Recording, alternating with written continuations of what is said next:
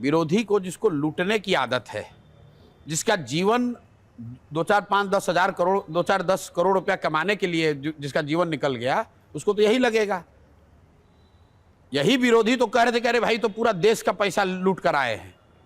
तो हमने उसको बताया कि भाई जिसको तुम लूट बताते हो, पहले बात आप समझिए कि पिछले 3 साल से लोग पूछ रहे हैं भाई पैसा कहां से आता है।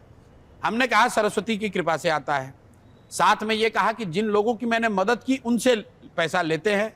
तो हमने बताया भाई पैसा 2 तरीके से आता है, जिसको मैंने सलाह दिया वो पैसा देता है, या फिर जो पैसा मेरे पास है उस पर इंटरेस्ट इनकम या कैपिटल गेन का होगा। दोनों मिलाकर पिछले 3 वर्ष की जो पूरी आमदनी है, पूरी कमाई है, वो 241 करोड़ की है। और उस पर बाजाप्ता जीएसटी भरा।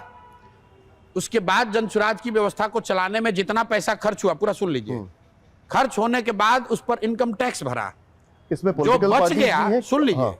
जो बच गया सब खर्चे के बाद वो 98 करोड़ 75 लाख रुपया जनसुराज पार्टी बनी तो अपनी ओर से अपने खाते से डोनेट कर दिया। अब आप कह सकते हैं भैया इसमें झूठ है जो ऐसा बता रहे हैं, तो इनकम टैक्स आपके पास, सीबीआई आपके पास, ईडी आपके पास, आप जांच कर लो। अगर आपने आप खुद सैलरीड आदमी हैं, आप जब इनकम टैक्स भरते हैं तो सरकार पूछती है कि भैया इनकम कहां से आया, सोर्स ऑफ इनकम बताना है। तो सोर्स ऑफ इनकम हमने दिखाया होगा। जीएसटी भरा है 60 करोड़ इनकम टैक्स, और जीएसटी मिला के 60 करोड़ भरा है। कुछ बेवकूफों को मैंने देखा तो पूरी प्रेस कॉन्फ्रेंस करके ये कहती है कि शेल कंपनियों से पैसा आया। तो भाई सरकार किसकी है?